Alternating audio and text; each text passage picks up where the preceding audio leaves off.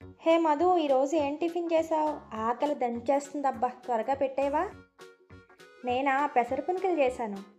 Wow! నాకిష్టమైన పెసర పునుకులు. నేను వస్తున్నానని తెలిసిపోయిందేంటి నీకు? ముందే చేసేసావు. చాలా పఫీగా ఉన్నాయి. ఇంత పఫీగా రావడానికి ఏవైనా టిప్స్ ఉన్నాయా?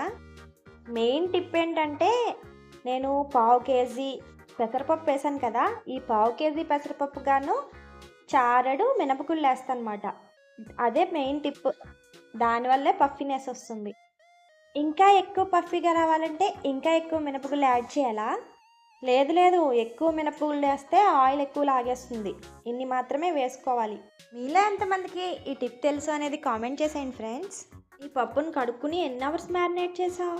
నేనైతే నైట్ అంతా చేశాను, బట్ ఒక 4 అవర్స్ మ్యారినేట్ చేసినా సరిపోతుంది. దీన్ని మిక్సీలో రుబ్బావా?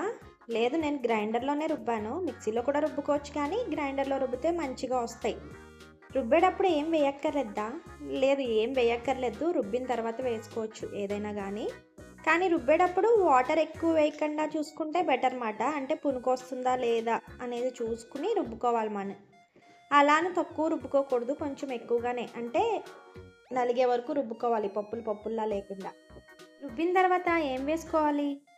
రుబ్బిన తర్వాత కొద్దిగా కరివేపాకు వేసుకున్న తర్వాత కొద్దిగా సాల్ట్ వేసుకుని వామ్ వేసుకోవాలి డైజెషన్ కోసం. అదేవిధంగా ఒక 4 పచ్చిమిరపకాయలు చిన్న ముక్కలుగా కోసుకుని వేసుకుంటే సరిపోతుంది. ఇప్పుడు ఇంకా ఆయిల్లో వేసేయడమేనా? ఆయిల్ బాగా హీట్ అయిన తర్వాత వేసేయాలి.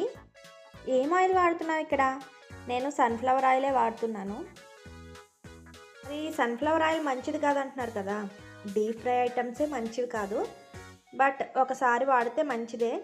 మళ్ళీ మళ్ళీ అదే ఆయిల్ హీట్ చేసుకోకూడదు అంతే. నీకు సన్ఫ్లవర్ ఆయిల్ వాడడం ఇష్టం లేకపోతే రైస్ బ్రెయిన్ ఆయిల్ అయినా వాడుకోవచ్చు.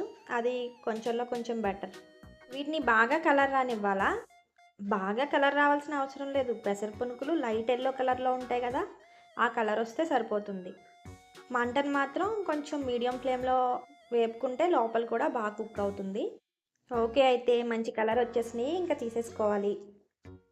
తీసుకునేటప్పుడు ఏమైనా టిప్స్ ఉంటాయా? ఏం టిప్స్ ఏముండవు. కొంచెం వారకు పెట్టుకుని తీసుకుంటే ఎక్సెస్ ఆయిల్ ఏమన్నా ఉంటే పోతుంది అంతే. సో దాన్ని ఇంకా టిష్యూ పేపర్లో వేసుకుంటే ఇంకా ఏమీ ఆయిల్ లేకుండా మంచిగా వస్తాయి. సో మిగతా వాటన్నిటిని కూడా ఈ విధంగా వేసేసుకుంటే ఎమ్మీ అండ్ టేస్టీ పెసర పునుకులు రెడీ అయిపోతాయి. సరే, అయితే నేను కూడా ట్రై చేసి నాకు ఎలా వచ్చినాయి అనేది నీకు ఖచ్చితంగా చెప్తాను.